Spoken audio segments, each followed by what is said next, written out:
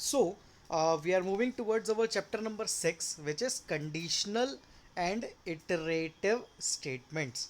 Now, let us get some details about this, that what are these conditional statements and what are these iterative statements, and then we will be moving further. So, let us see the outline. There will be these many topics, those we will be covering in our classes. The first one is the introduction, which is on the same page as on this page. And next are types of statements, statements flow, program logic development tools, and some types of statements, the if statement, the for statement, and some various functions that can be used inside these statements. So, this is something that we are going to study in detail in this chapter. चलो अब थोड़ा सा मैं introduction आप लोगों को इस chapter का देता हूँ. आप लोगों को आवाज़ आ रही है? सॉरी.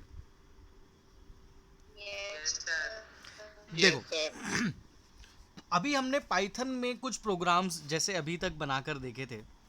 तो जनरली क्या होता है, जो पाइथन का स्ट्रक्चर होता है, जो कोड को लिखने का जो स्ट्रक्चर होता है, जैसे कि अगर ये मेरी स्क्रीन है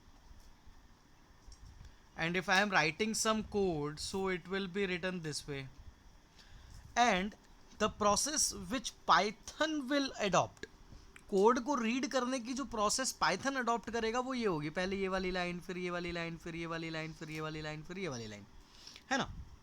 पाइथन इस तरीके से कोड्स को रीड करता है, 1 2 3 4 5 इस वे में, एक के नीचे एक कोड्स लिखे हुए रहते हैं, और टॉप वाले कोड से लेकर जो भी आपका बॉटम वाला कोड रहता है, बॉटम तक के कोड तक पाइथन एक एक step by step, code bye code, line by line work करता है, और अल्टीमेटली लास्ट स्टेटमेंट तक पहुंचता है, और तब जाकर हमारा एक प्रोग्राम कंप्लीट होता है.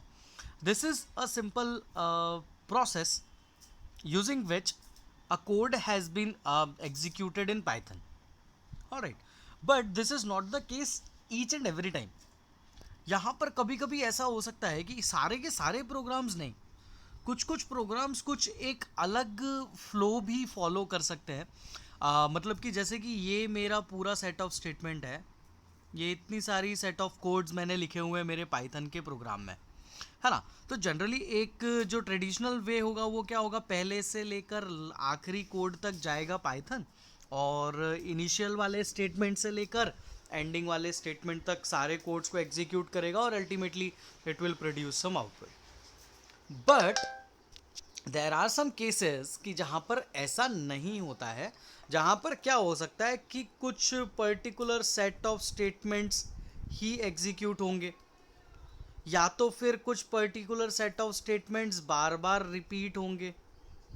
तो इस तरीके का फ्लो भी फॉलो किया जा सकता है ना. तो यहाँ ये जो फ्लो फॉलो किया जाता है, ये फ्लो को फॉलो करवाने के लिए हमारे पास कुछ स्टेटमेंट्स होते हैं. ठीक है, अब ये फ्लो फॉलो करवाना है, तो फ्लो को फॉलो करवाने के लिए कुछ तो होगा. So we have some statements for this, using which you can allow a programming language to read a specific number of code and a specific repetition of a code if required. ठीक है, कभी required हो तो हम उस एक particular code को repeat कर सकते हैं, या पूरे बड़े से सेट ऑफ स्टेटमेंट्स में से कुछ लिमिटेड सेट ऑफ स्टेटमेंट्स को एग्जीक्यूट भी कर सकते हैं. पूरा जो बड़ा सा कोड होता है हमारा, उस बड़े से कोड में से उसके कुछ पार्ट को ही एग्जीक्यूट अगर करवाना चाहें तो वो भी करवाया जा सकता है. सो ये सारी चीज़ें होती हैं. स्टेटमेंट्स यही काम करते हैं, वो कुछ इन्फॉर्मेशन प्रोवाइड करते हैं, और उस इन्फॉर्मेशन के ज़रिए पाइथन डिसाइड करता है कि मुझे कौन सा सेट ऑफ स्टेटमेंट एग्जीक्यूट करना है. क्या एक के नीचे एक स्टेटमेंट्स एग्जीक्यूट करना है, कि उसमें से कुछ एग्जीक्यूट करना है, फिर कुछ एग्जीक्यूट करना है, या कुछ को रिपीट करना है बार बार. तो ये सारा जो फ्लो होता है, ये सारा फ्लो वो स्टेटमेंट्स डिसाइड करते हैं. तो ये चीज़ें हैं जो हम यहाँ पर देखने वाले हैं. इसको थोड़ा सा इनकी थ्योरेटिकल लैंग्वेज में रीड करके देखते हैं इन्होंने क्या बताया. Generally a program executes its statements from beginning to end. Generally तो यही होता है, प्रोग्राम का एग्जीक्यूशन बिगिनिंग से एंड तक ही होता है, पहला स्टेटमेंट पहले और आखिरी वाला स्टेटमेंट लास्ट में। इस तरीके से सारे सेट ऑफ कोड्स हमारे एग्जीक्यूट होते हैं। But not many programs execute all their statements in strict order from beginning to end। सारा का सारा मतलब कि सारे के सारे प्रोग्राम्स जो आप बनाते हो वो सारे प्रोग्राम्स ये स्ट्रिक्ट ऑर्डर फॉलो नहीं करते हैं, है ना। ये अभी तक हमने क्या देखा, अभी तक हमने जो देखा उसमें यही देखा कि भैया कुछ सेट ऑफ कोड्स हैं अगर हमारे पास, तो वो सेट ऑफ कोड्स जो होते हैं वो एक के नीचे एक एग्जीक्यूट होते हैं, अभी तक हमने ये देखा। But now we are learning something different. अब हम क्या डिफरेंट सीख रहे हैं? So we are learning that not each and every program executes the statement in this order. ठीक है, हर एक प्रोग्राम इसी ऑर्डर में स्टेटमेंट्स एग्जीक्यूट नहीं करता है ना। तो ये यहाँ पर हमको बताया गया है कि अगर एग्जीक्यूट नहीं करता है तो किस ऑर्डर में एग्जीक्यूट करता है। तो वो सारी चीज़ें हमको यहाँ पर समझाई गई हैं कि अगर वो top to bottom flow follow नहीं कर रहा है तो कौन सा फ्लो फॉलो कर रहा है, ये चीज़ें हमको यहाँ पर सीखने को मिलेंगी। Alright, programs depending upon the need can choose to execute one of the available alternatives or even repeat a set of statements। प्रोग्राम जैसी उनकी ज़रूरत होती है वो उनकी ज़रूरत के अकॉर्डिंग किसी एक स्टेटमेंट को चूज कर सकता है एग्जीक्यूट करने के लिए, या कुछ सेट ऑफ स्टेटमेंट्स को रिपीट कर सकता है डिपेंडिंग ऑन द नीड।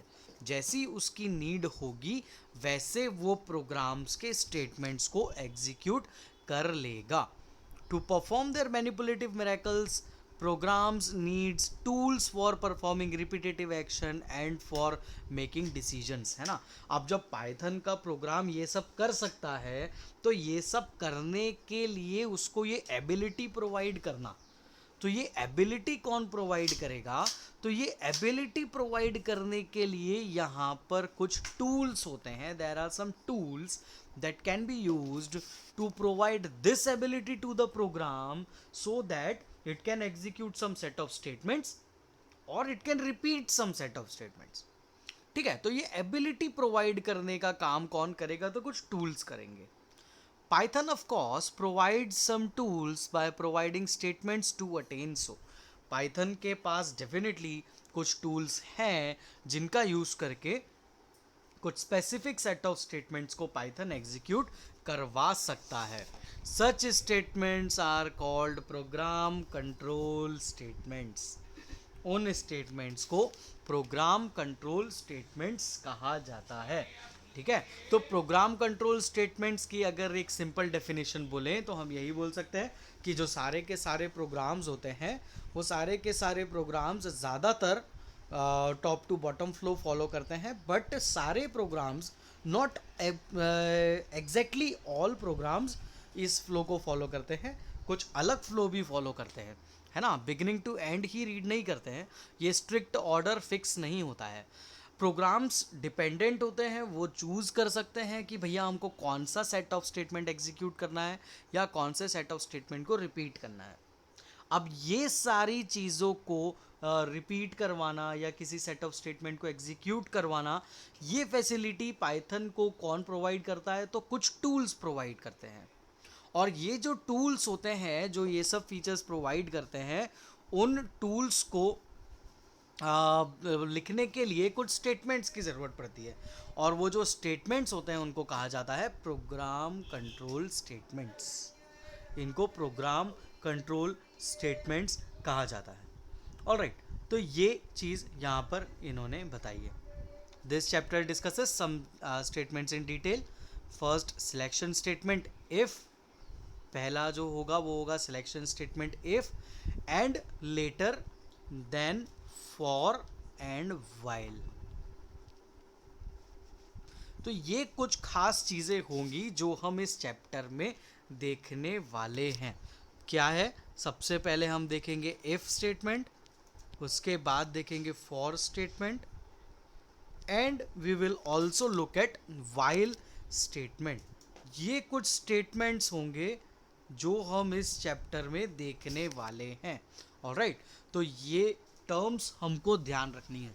ये जो तीनों टर्म्स हैं, ये जो तीनों टर्म्स मैंने अभी लिखी, इफ, फॉर और while, these all three are keywords. ये तीनों के तीनों क्या है? ये तीनों के तीनों कीवर्ड्स हैं। And do you know what keywords are? Keywords पता है आप लोगों को? तो कीवर्ड्स क्या होते हैं? कीवर्ड्स को आप कह सकते हो कि फिक्स्ड डेटा वैल्यूज होती है जो कि पाइथन प्रोग्राम के लिए कुछ स्पेशल मीनिंग रखती हैं, है ना, उसको बोलते हैं कीवर्ड्स। रिजर्व्ड कैरेक्टर्स जो कि हमने पढ़ा था।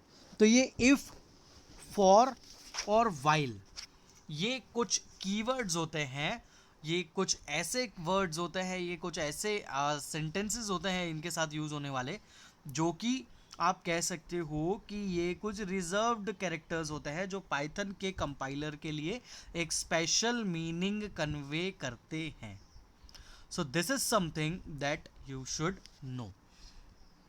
अब जब हमको पता चल चुका है कि हम यहाँ पर क्या क्या sorry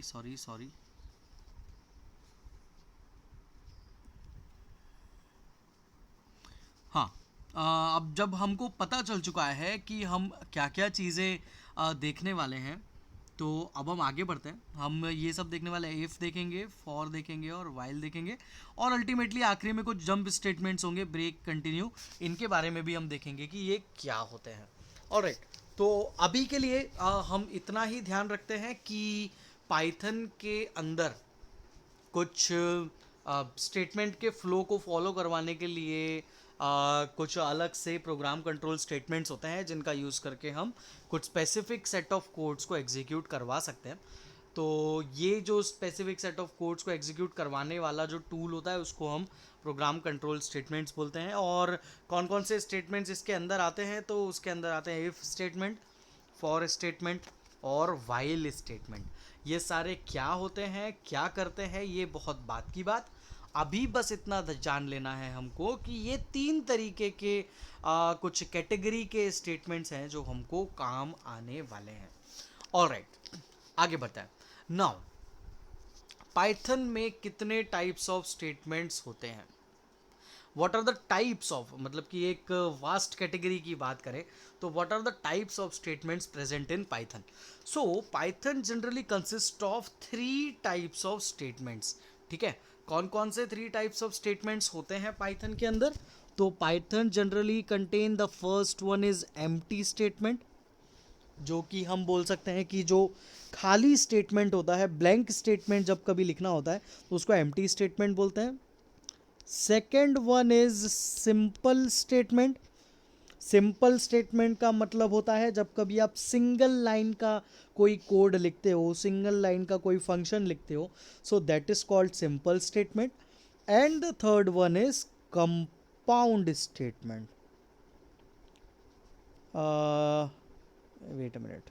so as from the name itself it is clear, compound. Compound मतलब कि एक से ज़्यादा स्टेटमेंट से मिलकर बनने वाला statement, as simple as that. अब एक से ज़्यादा स्टेटमेंट से जब कोई आपके स्टेटमेंट्स बने, मतलब कि ये 3 लाइन का स्टेटमेंट है और ये 3 लाइन का स्टेटमेंट मिलकर एक यूनिट बना है। ठीक है, ये 3 लाइन का जो कोड लिखा आपने, ये एक सिंगल यूनिट के जैसा काम कर रहा है, तो इसको आप बोलोगे कि ये एक कंपाउंड स्टेटमेंट है। Alright, so there are 3 types of general statements which are here in Python. The first one is empty, the second one is simple, the third one is compound. empty statement के बारे में यहाँ पर बताया हुआ है कि a statement which does nothing, एक ऐसा स्टेटमेंट जो कुछ नहीं करता है उसको बोलते हैं empty statement. ऑलराइट, अब empty statement की भी एक कैटेगरी है यहाँ पर। तो in Python an empty statement is pass statement. जब कभी आप प्रोग्रामिंग के अंदर ये शब्द लिख दो तो पाइथन ये समझ जाता है कि यहाँ पर कुछ भी नहीं है, यहाँ पर कुछ भी नहीं है। ये सिंपली उस जगह को फिल करने के लिए, वो सेट ऑफ कोड जो आपने लिखे हैं वो लिखे रहने के लिए बस आपने उनको यहाँ पर लिख दिया है, और पास का मतलब है कि वहाँ पर कोई मीनिंगफुल कोई चीज़ है नहीं। तो क्या होगा, पास को देखकर पाइथन का कंपाइलर क्या करेगा, अगली लाइन ऑफ कोड पे आ जाएगा और जो भी आपके फर्दर कोड्स होंगे वो उन पर फर्दर कोड्स को रीड कर लेगा। तो पास जो होता है वो एक स्टेटमेंट होता है यहाँ पर, जिसको आप सिंपली लिख सकते हो, wherever Python encounters a pass statement, Python does nothing and moves to the next statement in the flow of control।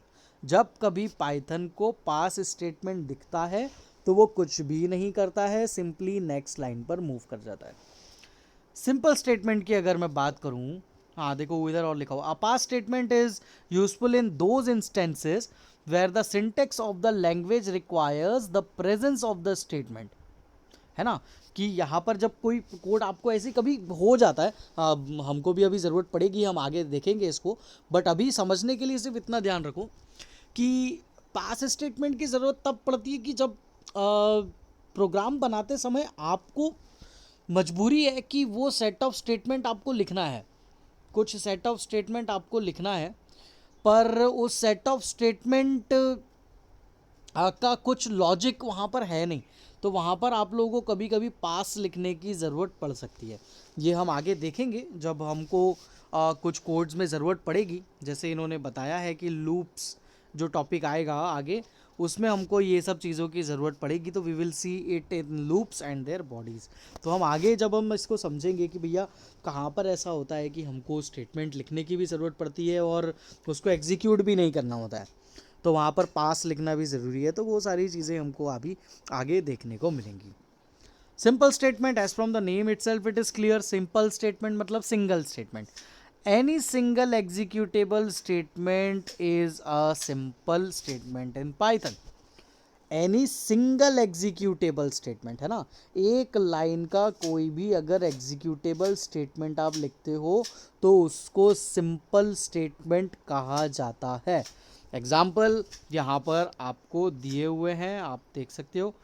पहला दिया हुआ है नेम, इनपुट योर नेम, और एक और दिया हुआ है प्रिंट नेम। ये दो एग्जाम्पल्स दिए हुए हैं, ये सिंपल स्टेटमेंट्स हैं। हमको पता है ये दोनों स्टेटमेंट्स क्या करने वाले हैं। पहला स्टेटमेंट जो है वो नेम नाम का एक वेरिएबल लिया है, जिसमें हम यूज़र से इनपुट ले रहे हैं योर नेम, मतलब यहाँ पर यूज़र इनपुट डालेगा नाम, और ये जो सेकंड स्टेटमेंट है यहाँ पर ये वाला, ये क्या करेगा, वो जो भी नेम की वैल्यू यूज़र ने डाली है उसको प्रिंट करेगा। तो ये दो अलग अलग स्टेटमेंट्स हैं और ये दो अलग अलग स्टेटमेंट्स को एग्जीक्यूट करवाया गया है, तो ये सिंगल स्टेटमेंट्स हैं, इसीलिए ये किस कैटेगरी में आएंगे, तो ये सिंपल स्टेटमेंट की कैटेगरी में आएंगे। नेक्स्ट जो है वो है कंपाउंड स्टेटमेंट। अब कंपाउंड स्टेटमेंट क्या होता है, तो a compound statement represents a group of statements executed as a unit. बहुत सारे स्टेटमेंट्स, एक स्टेटमेंट से ज़्यादा, दो स्टेटमेंट, तीन स्टेटमेंट, चार स्टेटमेंट या उससे भी ज़्यादा स्टेटमेंट्स जब एक साथ लिख दिए जाते हैं और जब ये सेट ऑफ स्टेटमेंट्स मिलकर एज अ यूनिट काम करते हैं तो इनको बोला जाता है कि ये क्या है, तो ये कुछ कंपाउंड स्टेटमेंट्स हैं। ठीक, तो ये कंपाउंड स्टेटमेंट्स कहलाते हैं जब एक से ज़्यादा स्टेटमेंट्स एज अ यूनिट काम करते हैं, एज अ सिंगल यूनिट काम करते हैं।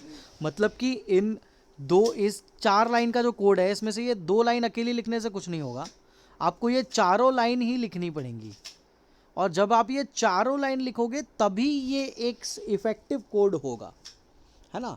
तो ऐसा जब कभी हो, या मतलब इसको ऐसा बोल सकते हैं कि जब इस तरीके से काम हो रहा हो कि भाई 4 लाइंस ऑफ कोड लिखने पर एक वर्क हो रहा है, एक कोड एग्जीक्यूट हो रहा है, तो वो 4 लाइन ऑफ कोड को as a single unit count किया जाएगा और इनको बोला जाएगा कंपाउंड स्टेटमेंट।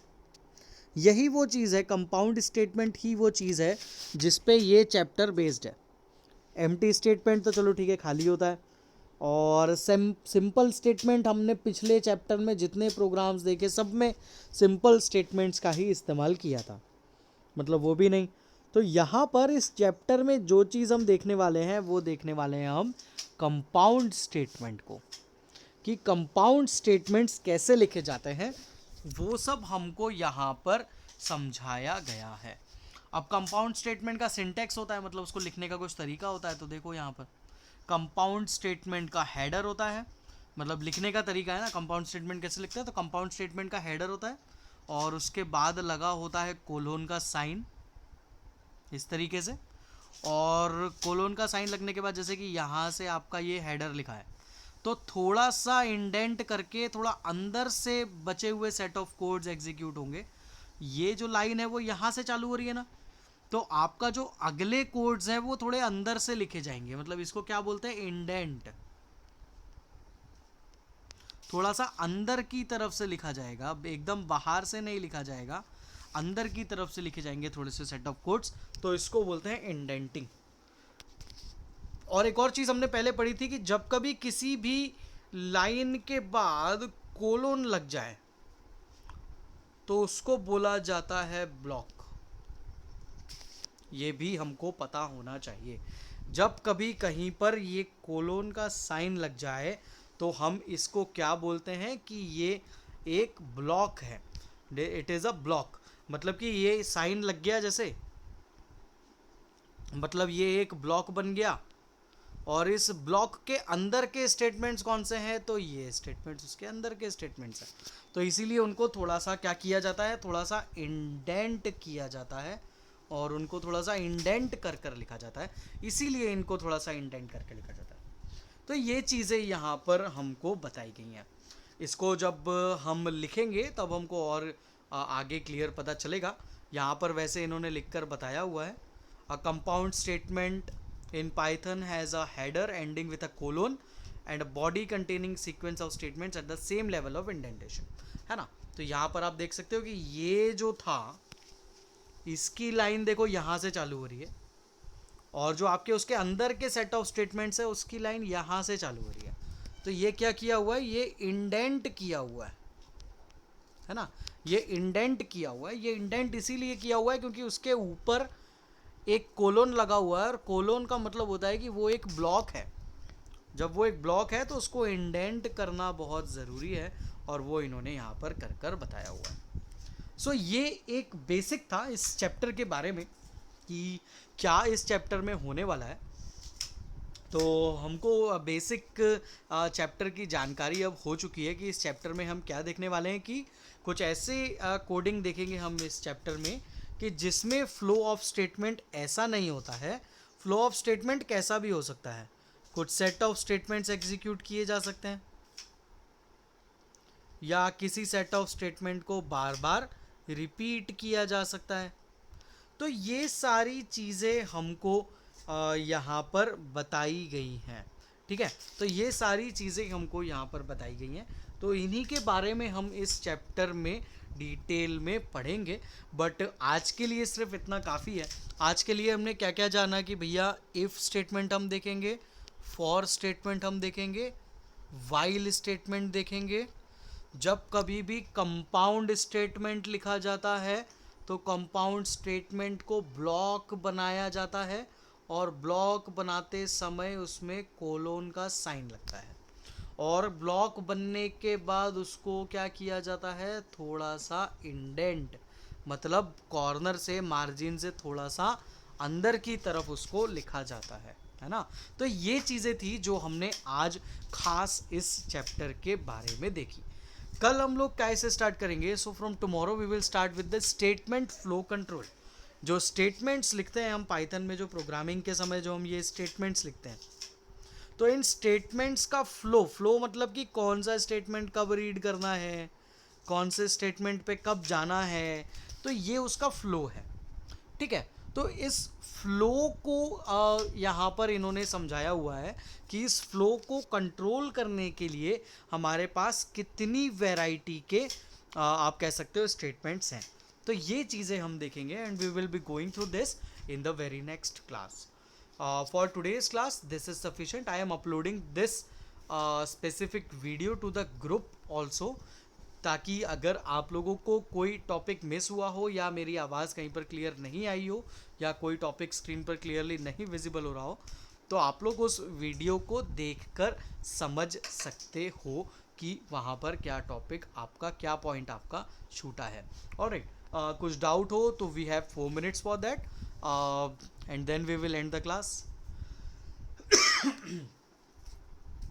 देखो कंप्लीटली नया सब्जेक्ट है तो आप लोगों को फोकस्ड तो रहना पड़ेगा, आप लोगों को थोड़ा टेंटिव और थोड़ा सिंसियरली इन टॉपिक्स को एक बार गो थ्रू तो करना पड़ेगा, तभी जाकर आप लोगों को ये सारी चीज़ें क्लियर होंगी। बट डेफिनेटली ये कोई इतना टफ भी नहीं होता है, बट थोड़ा सा अटेंटिव होना आप लोगों के लिए बहुत ज़रूरी है। ठीक है, if doubts you can ask right now.